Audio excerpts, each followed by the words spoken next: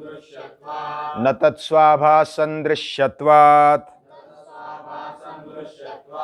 एकसमये चोभयानवधारणम् एकसमये चोभयानवधारणम् न तत्स्वाभासन्दृश्यत्वात् न तत्स्वाभासन्दृश्यत्वात् एकसमये चोभयानवधारणम् एकसमये चोभयानवधारणम्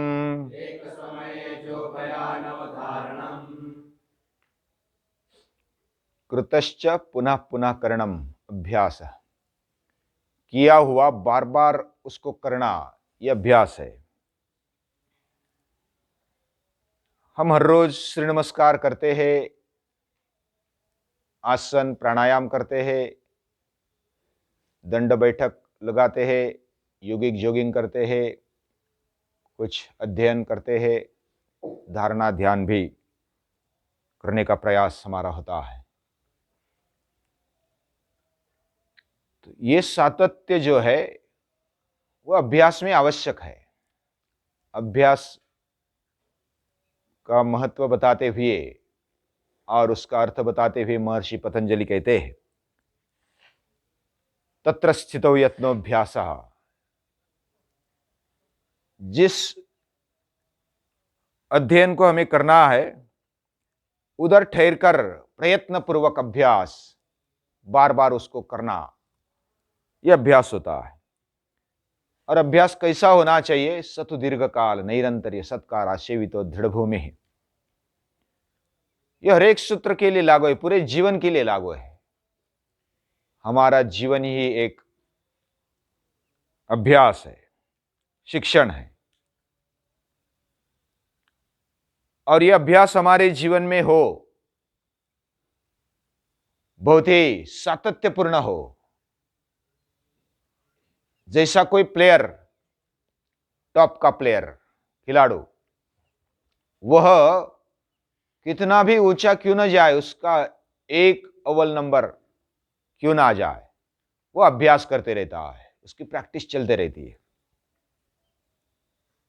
क्योंकि उधर अगर बने रहना है तो प्रैक्टिस की आवश्यकता है, अभ्यास की आवश्यकता है। और ये अभ्यास इतना सातत्यपूर्ण होना चाहिए, सतु दीर्घ काल तक नैरंतर्य, निरंतरता, सत्कार आसेवित, यानी पूरा आदर पूर्वक मन लगाकर, और दृढ़ भूमि के साथ, दृढ़ निश्चय के साथ। जब सातत्य से करते हैं तो दृढ़ निश्चय लगता है, और सातत्य पूर्ण करने से हमारा निश्चय भी बढ़ जाता है। दोनों बातें हैं। तो ऐसा अभ्यास हम कर रहे हैं, ये बहुत ही बड़ी बात है।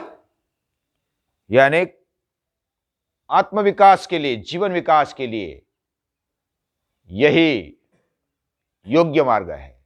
वैसे बहुत सारे मार्ग होंगे, लेकिन यह अष्टांग योग का मार्ग है, ये राजमार्ग है। यह अपने खुद पर एकाग्र होने का और उधर से ही ट्रांसफॉर्मेशन हमारे जीवन का होता है। यानी खुद में बदलाव और दुनिया को भी अलग अलग समस्याओं में से बाहर निकालने का उपाय योग ही दे सकता है। यह हमारे ऋषियों ने कहा, इतना ही नहीं, खुद भगवान श्री कृष्ण ने कहा है गीता में।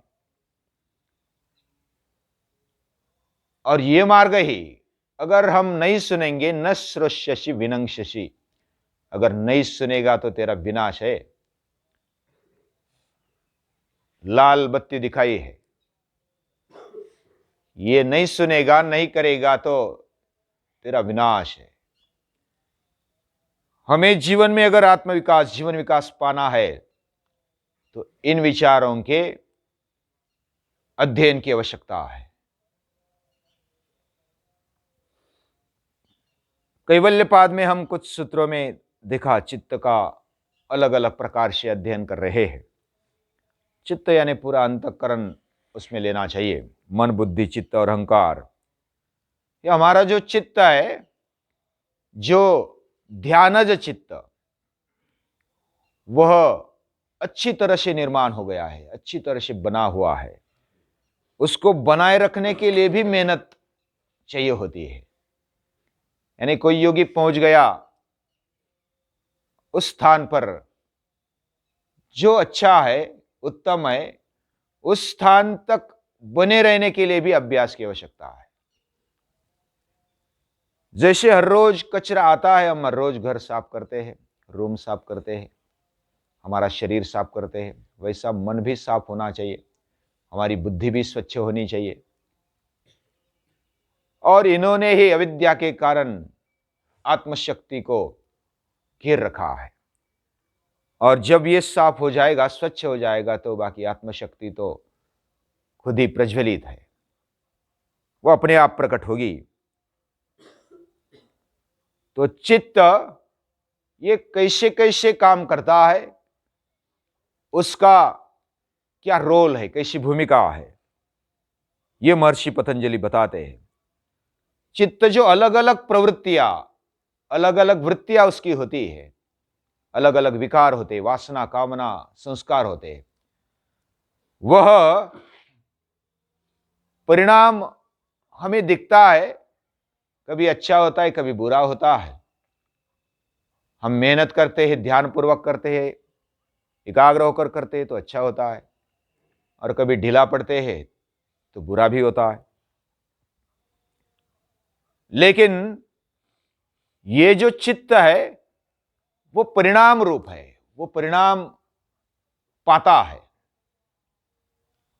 वो जड़ है, वो प्रकृति का अंश होने के कारण उनमें 3 गुण हैं, सत्व, रज, तम।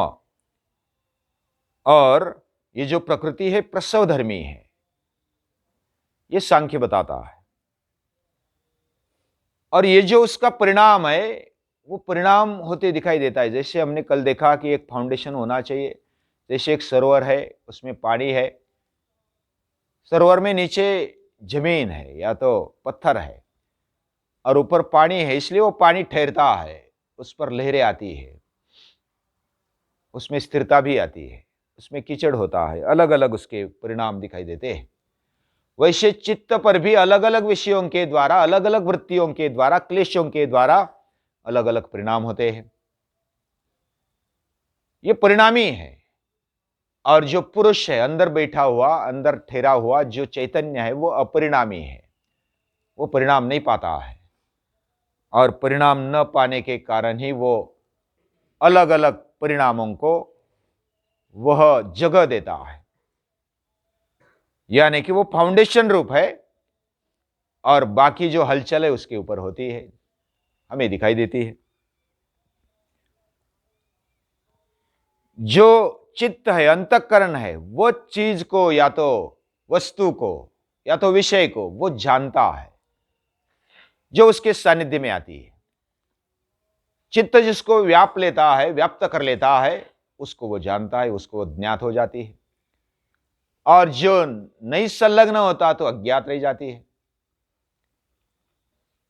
चित्तस्य वस्तु ज्ञाता ज्ञातम। तो फिर वो अपने आप को नहीं जान सकता क्या? तो अपने आप को नहीं जान सकता। न तत्स्वाभासम दृश्यत्वात्, स्व का आभास उसको नहीं होता। हमने देखा एक उदाहरण लेकर कि वो आईने जैसा है, आईना खुद को देख नहीं सकता है, वो दूसरों को दिखाता है। वैसे ही हमारा अंतःकरण है। अगर उसको कीचड़ लग गया तो दूसरा जो दिखता है या तो उसका ज्ञात होता है, वह भी अच्छी तरह से नहीं दिखाई देगा। इसलिए उसकी स्वच्छता आवश्यक है। ये जो चित्त है वह अपने आप में दृश्य होने के कारण वह दूसरों को देख नहीं पाता। ज्ञाता है और ज्ञेय है, ज्ञाता है, ज्ञेय है। यानी कि जो जानने वाला है और जो जाना जाता है, ये दो चीजें हो गई। जैसा अंधार है, अंधकार है और प्रकाश है, ये दो चीजें अलग अलग है। जिधर अंधार है उधर प्रकाश नहीं ठहर सकता, और जिधर प्रकाश है उधर अंधार नहीं ठहर सकता। लेकिन प्रकाश आने के बाद अंधेरा तुरंत चला जाता है। जब अंधेरा आ गया, जिधर अंधेरा है उधर प्रकाश नहीं है, ऐसा इसका मतलब होता है। नहीं, अंधेरा उसे क्यों बोल सकते जिधर प्रकाश नहीं है, और जिधर प्रकाश है उधर अंधेरा नहीं है। तो जैसा ये विरुद्ध है वैसा दृष्टा है और दृश्य है, जो देखने वाला है और जो देखा जाता है, ये दोनों विरोध है, यानी कि अलग अलग है। इस कारण जो अपने आप को देख नहीं पाता वही दृश्य है। न तत्स्वाभासम दृश्यत्वात्, उसमें दृश्यत्व है। कोई वस्तु है और कोई वस्तु को जानने वाला है, तो वस्तु को जानने वाला वस्तु को देख पाता है, वस्तु अपने आप को देख नहीं पाती क्योंकि वो वस्तु है।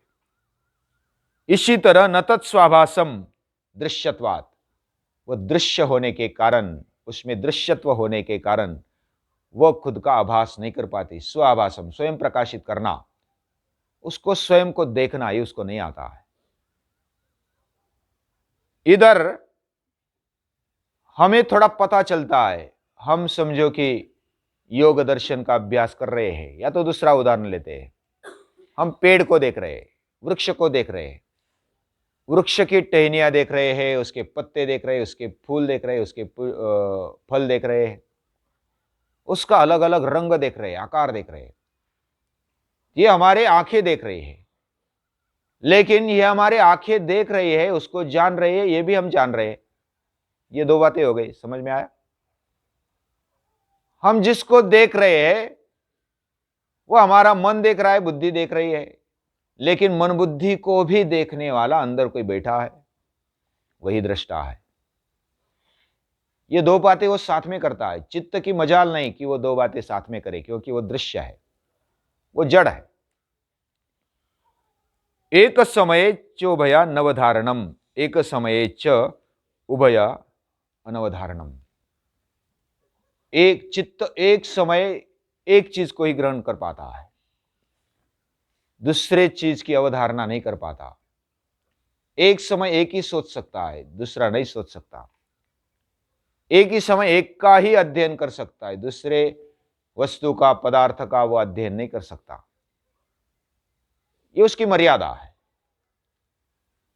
प्रैक्टिस के कारण ऐसा लगता है कि समझो मैं इधर बोल भी रहा हूं और उधर क्या चल रहा है वो भी अंदाज कर रहा हूं, या तो सोच रहा हूं। उधर समझो कि एक आध आवाज आ गई, वो भी मैंने सुना, लेकिन मन इतना चल है।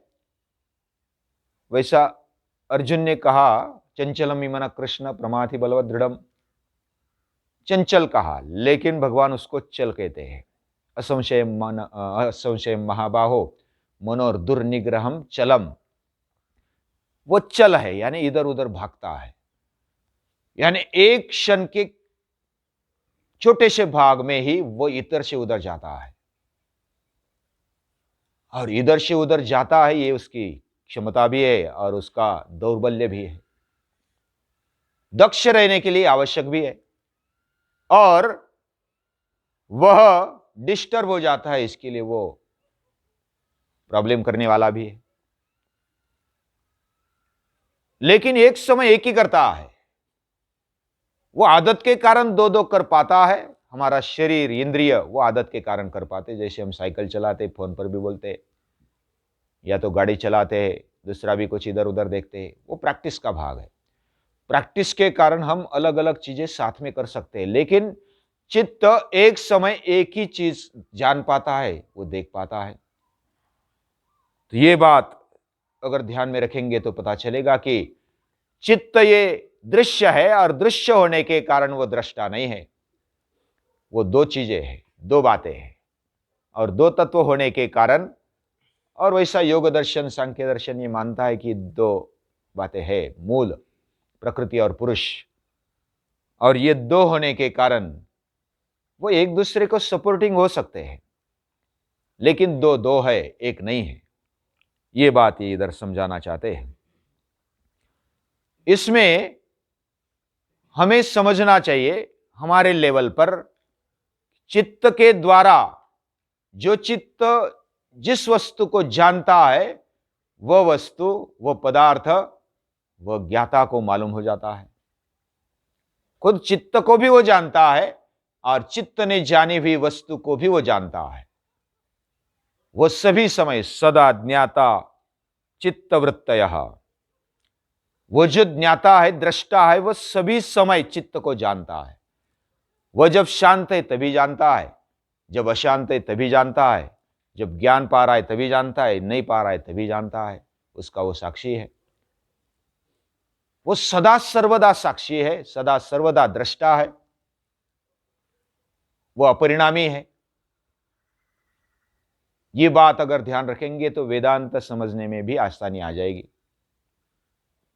लास्ट में वेदांत में भी हम थोड़ा सा जाएंगे, बीच में भी हम थोड़ा थोड़ा जाते हैं, लेकिन जब योग को समझते हैं तो ये दो बातों को साथ में अभ्यास करना पड़ेगा। हमारे लेवल पर हम दो ही समझते हैं, सृष्टि अलग है, मैं अलग हूं, ऐसा ही समझते हैं। अगर एक समझने लगे तो वेदांती हो गए, यानी एक ही सत्य है, ब्रह्म है, फिर दूसरा है ही नहीं। ये समझना हमारे लेवल पर आगे है, हमारे लेवल से वो आगे है। इसलिए आज अभी इस स्थिति में यही समझना हमारे लिए उपयोगी है। गीता ने भी यही जाना और इसी भाषा में हमें समझाया। हाँ, ये प्रकृति है, पुरुष है, ये ज्ञान है, ये परा है, अपरा है, ये माया है, ब्रह्म है। तो ये शब्दों में जब इसको बांधा जाता है तो अलग अलग तरीके से समझाया जाता है, या तो समझने के लिए हम अलग अलग शब्द का उपयोग करते हैं, लेकिन जो शब्द और उसका इंफॉर्मेशन अलग है, समझना अलग है, अनुभव अलग है। साक्षात्कार होना यह अनुभव होता है, हमें महसूस होना, हमारे जीवन में उसका अनुभव होना, अनुभूत होना, ये आवश्यक है। ये बड़ी बात है और यही कैवल्यावस्था तक जाने की एक दृष्टि है कि हमें अनुभव होना चाहिए। तो इस बात को लेकर हम आगे भी और कुछ अभ्यास करेंगे।